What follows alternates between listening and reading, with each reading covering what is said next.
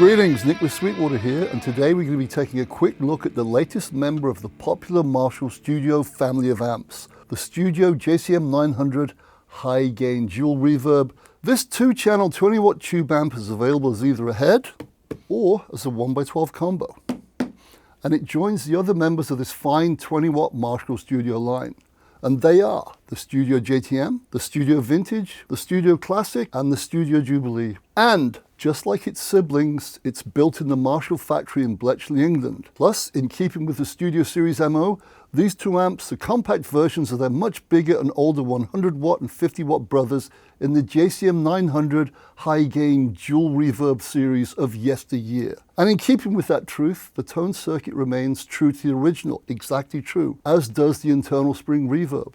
In fact, it's the exact same Accutronics reverb tank as used in the originals.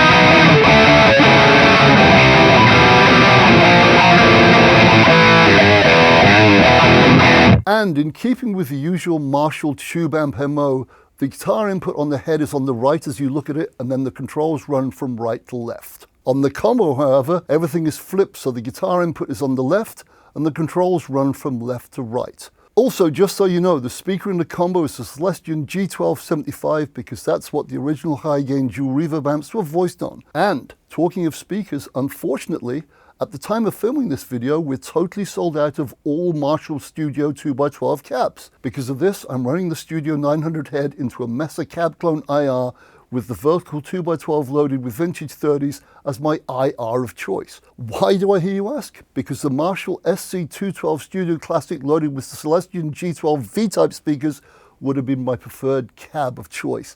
That's why. That stated, just in case you're unfamiliar with the history of the JCM 900 High Gain Dual Reverb amps, here's a quick overview.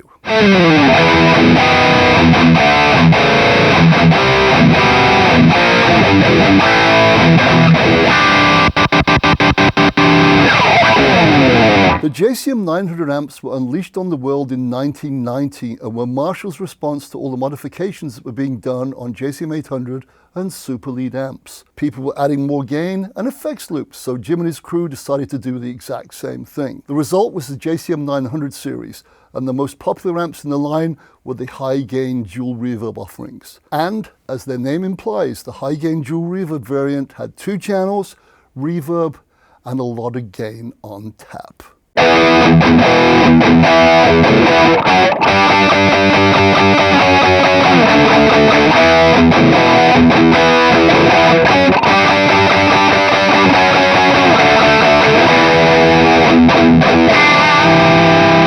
The amp's 2-foot switchable channels were named A and B.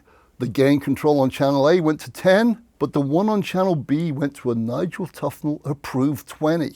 Channel A is often referred to as the clean channel, and here's why.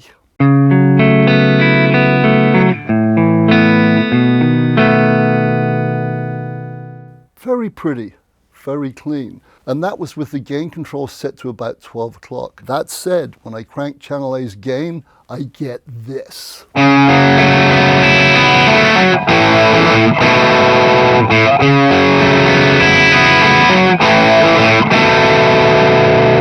And then, if I kick in my trusty Boss SD1, I get this from the supposed clean channel on the Studio 900. Check it out.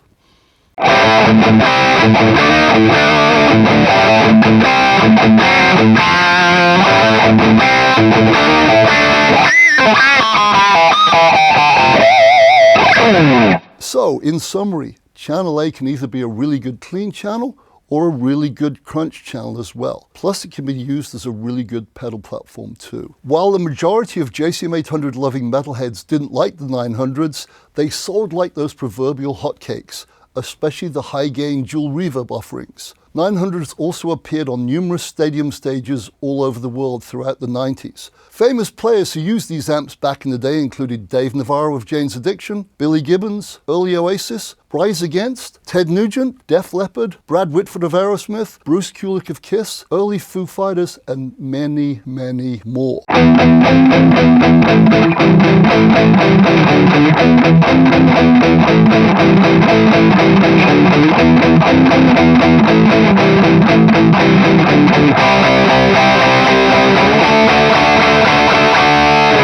The reason a lot of metal players didn't like the Marshall 900 series, in a nutshell, they just didn't have that organic punch you in the chest roar of the 2203. The 900s weren't as wide sounding, they were more focused, if you will. In short, the JCM 900s were a completely different beast to the iconic JCM 800s. Many automatically assumed the JCM 900s were hot-rodded 800s, but that just wasn't the case.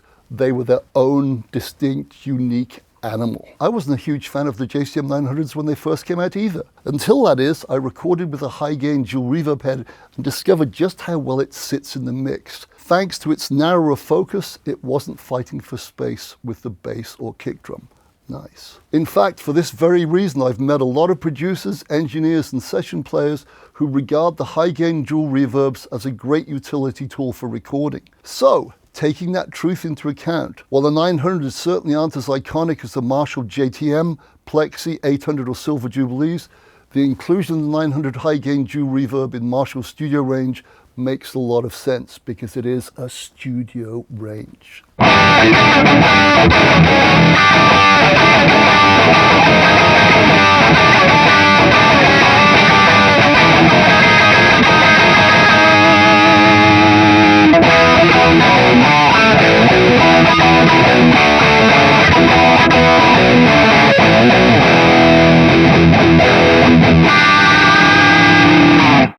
When the JCM 900s first came out, in typical Marshall fashion, they were loaded with EL34 power tubes. However, due to a worldwide shortage of EL34s, the power tubes had to be changed to 5881s in August 1993, and that's the way it stayed. Just so you know, the 5881 tube is a military-grade version of a 6L6. In an overly simplistic nutshell, the tonal difference between a 6L6 and EL34 is this. A 6L6, or 5881, has more lows and highs, while EL34s have more mid-range bark. Also, to my ears, EL34s break up and compress quicker when the amp is cranked. Now, as a lot of US-made high-gain amps use 6L6s, while British-built ones typically use EL34s, a lot of folk tend to dub the EL34 sound as English and the 6L6 one as American. In short though, they're both great power tube options for both rock and metal and other things too. Just like the vast majority of the original high-gain dual reverb amps and also the current reissue, the Studio 900s boast a pair of 5881 power tubes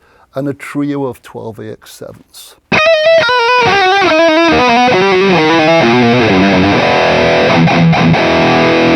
Let's take a quick look at the front panel of the Studio 900 head, shall we? Going from right to left as we look at the amp, we have the following. Input jack for your guitar, and then the preamp gain controls for the amp's 2-foot switchable channels. As mentioned earlier, the gain on channel A goes to 10, while channel B goes all the way up to 20. Next are the 4 shared tone controls: treble, middle, bass, and presence. The first 3 live in the preamp, while presence resides in the power section.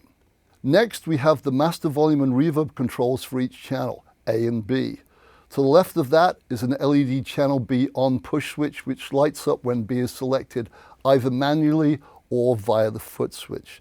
And finally, we have the standby and power rocker switches. The amp comes supplied with a sturdy 2-way foot switch, which allows you to not only switch channels, but also switch the reverb on and off. Very nice.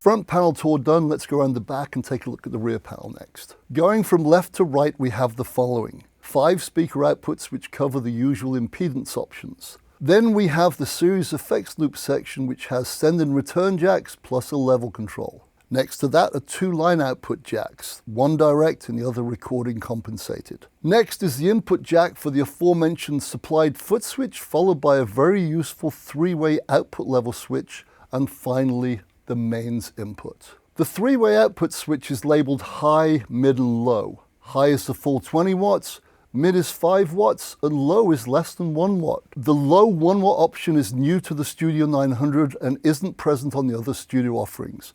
It was added due to public demand, and it definitely makes the 900 Studio amps both bedroom and neighbor friendly. Like it. We've already heard quite a few sounds from each channel. Here's a couple more.